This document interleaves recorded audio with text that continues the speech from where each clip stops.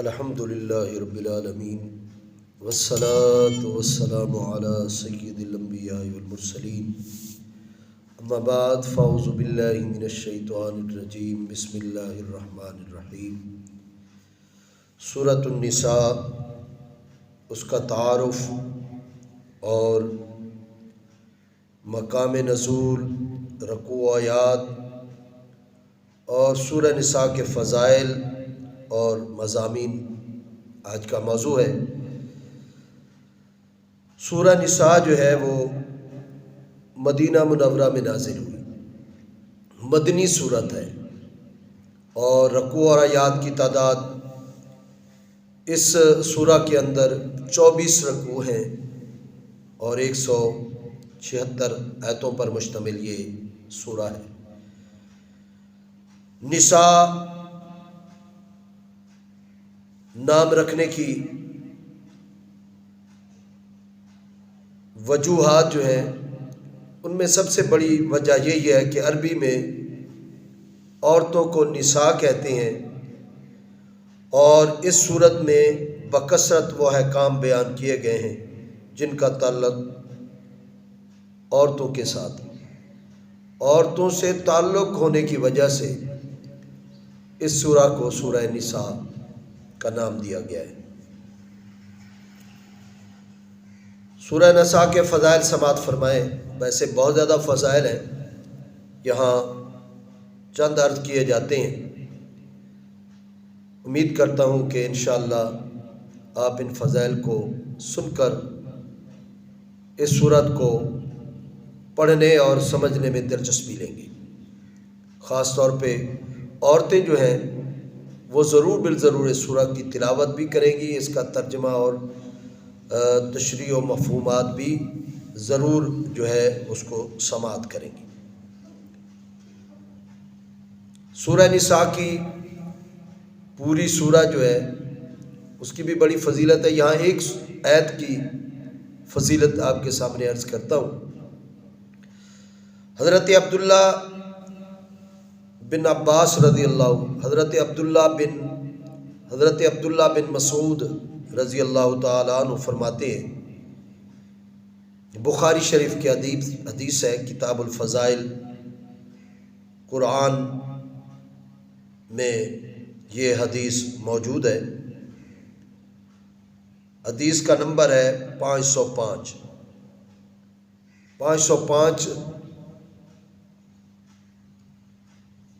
حدیث ہے، اور حضرت عبداللہ بن مسعود رضی اللہ تعالیٰ عنہ اس کی روایت کرنے والے۔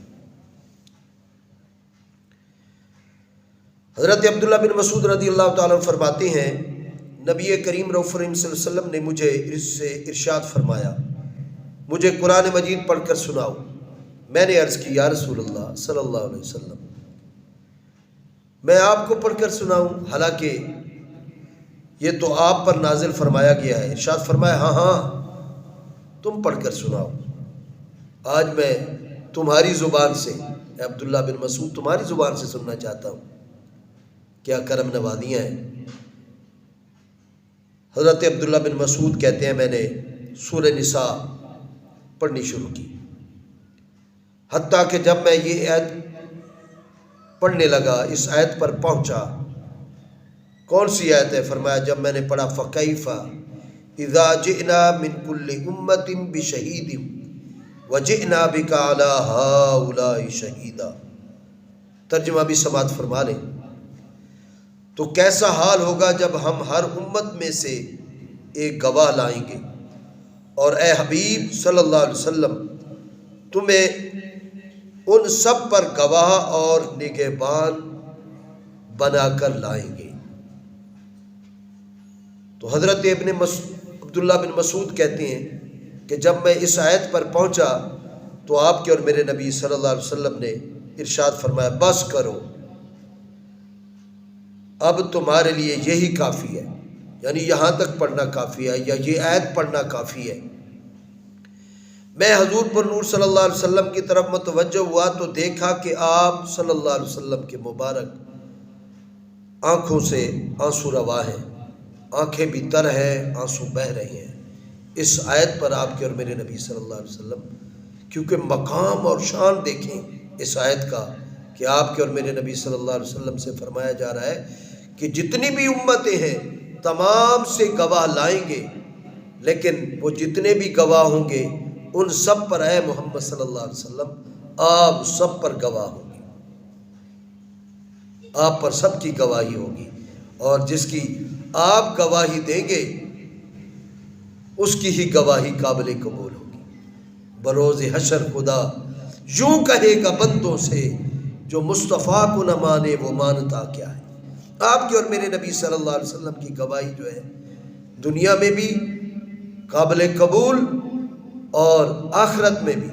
دنیا میں بھی جس نے کہا ہے محمد صلی اللہ علیہ وسلم میں آپ پر ایمان لایا، اللہ تبارک و تعالی فرمائے گا تو موسیٰ کو مانے، عیسیٰ کو مانے، ابراہیم کو مانے، یوسف کو مانے، نجیح اللہ، صفی اللہ، خلیل اللہ، ذبیح اللہ، سارے انبیاء کو مانے، لیکن اگر تم میرے نبی کو نہیں مانتا تو کسی کو نہیں مانتا۔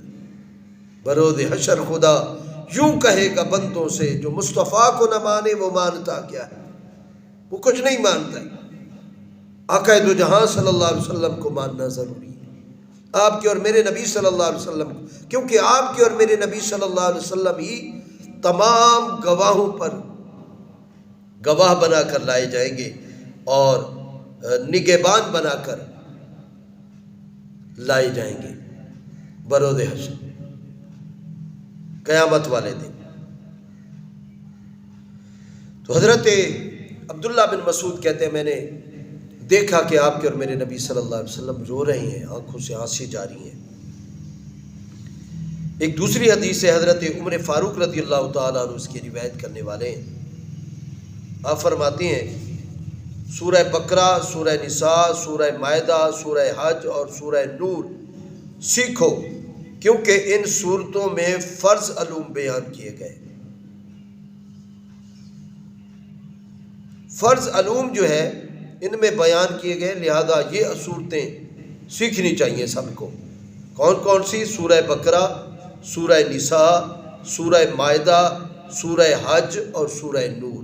یہ 5 صورتوں کا حضرت عمر فاروق رضی اللہ تعالیٰ عنہ بیان فرماتے ہیں کہ ان کو سیکھنا چاہیے کہ یہ صورتیں ایسی ہیں کہ جن میں جتنے بھی فرائض علوم ہیں ان کا تذکرہ بھی ہے اور ان کا بیان بھی ہے۔ جو ان کو سیکھ لیتا ہے فرائض علوم کا علم جو ہے اس سے وہ سرشار ہو جاتا ہے، اس کا اسے علم آ جاتا ہے، اس کے بارے میں اس کو دسترس حاصل ہو جاتی ہے جو ان 5 صورتوں کو سیکھ لیتے ہیں۔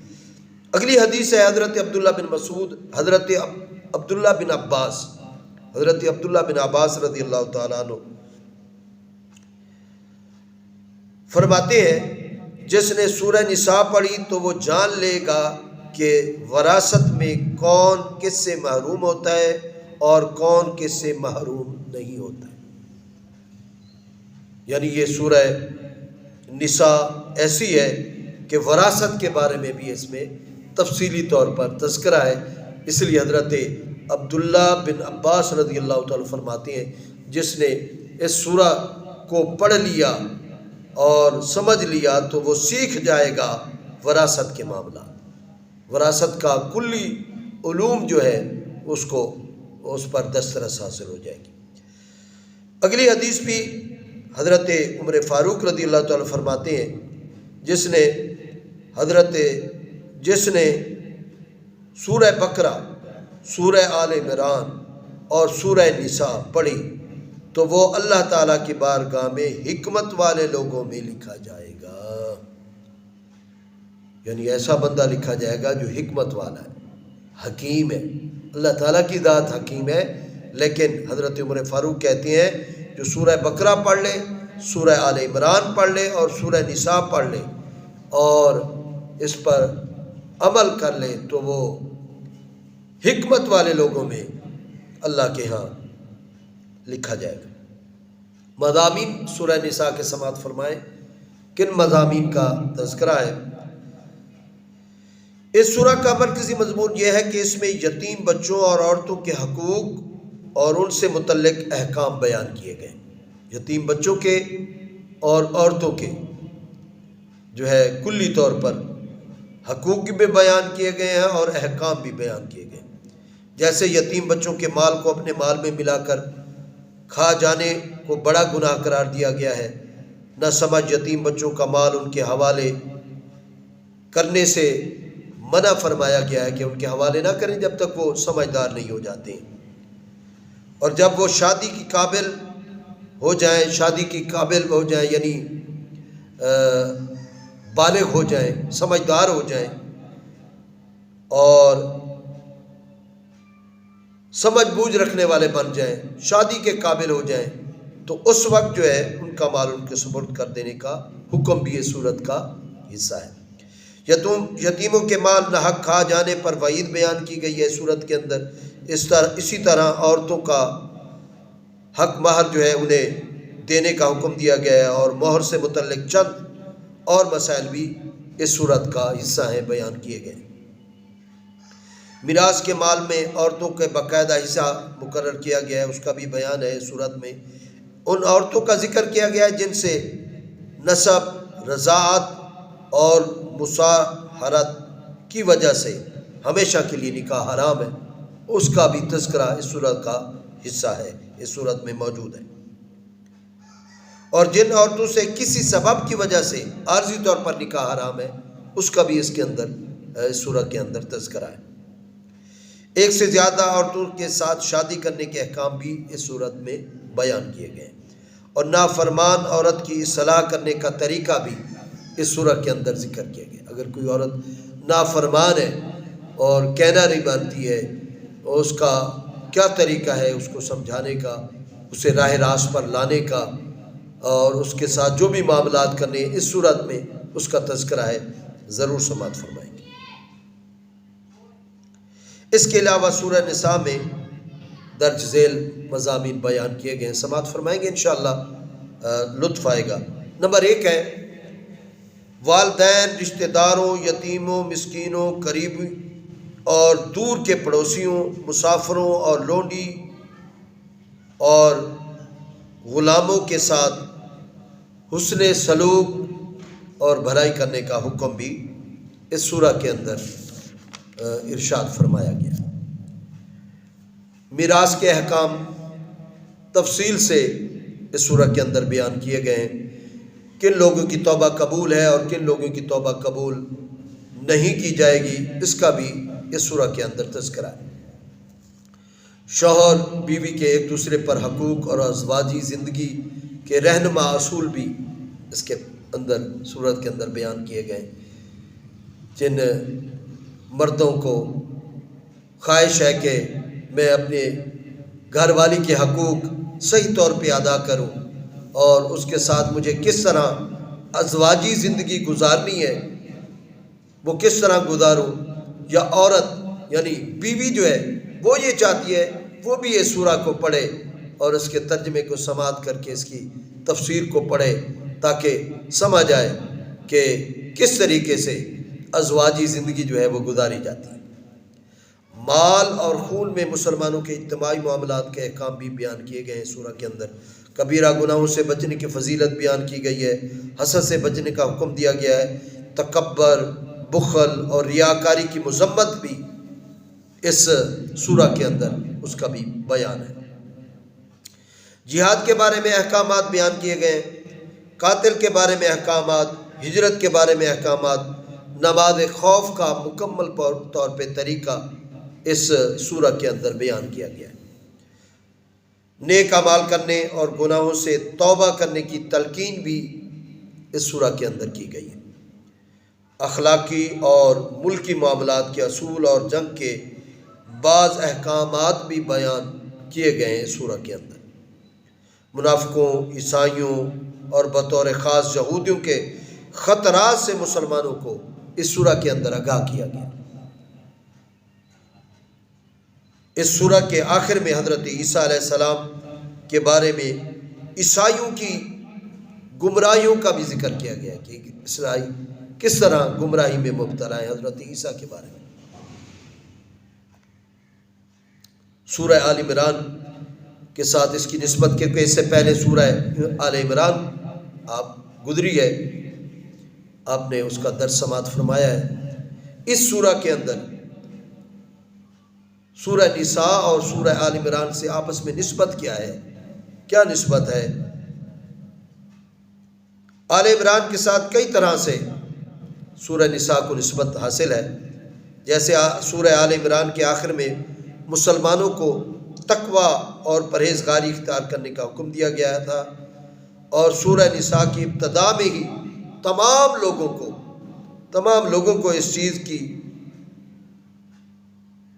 رہنمائی کی گئی ہے، اس چیز کا حکم دیا گیا ہے کہ سارے جو ہیں یا ایھا الناس اتقوا ربکم، یا ایھا الناس اتقوا ربکم الذی خلقکم من نفس واحدہ، یعنی اللہ تبارک و تعالی تمام لوگوں کو، چاہے وہ مسلمان ہیں غیر مسلم ہیں، تمام کو حکم دیا ہے کہ وہ ڈریں اللہ تبارک و تعالی سے، پرہیزگاری اختیار کریں اور اس سے اللہ کی نافرمانی سے بچیں۔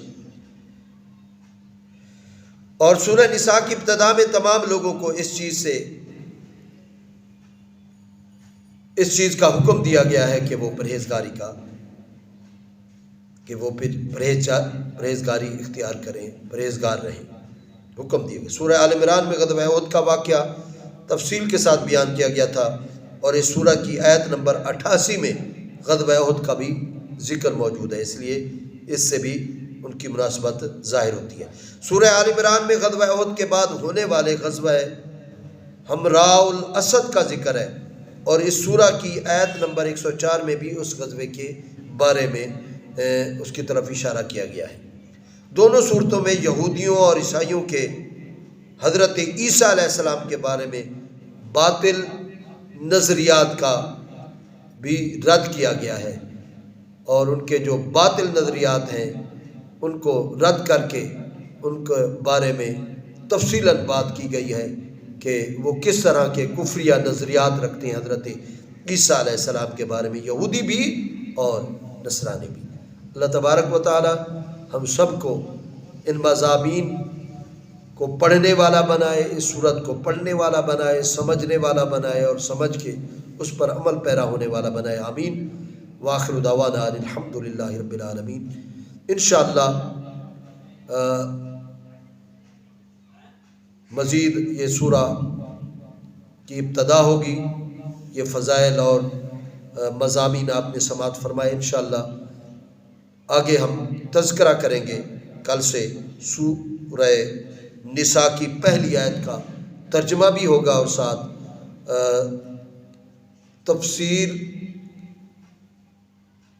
تفسیر بھی بیان ہوگی، اور اس کے احکامات بھی جو اس آیت کے اندر، سورہ نساء کی پہلی آیت کے اندر موجود ہیں، انشاءاللہ آپ کی خدمت میں عرض کیے جائیں گے۔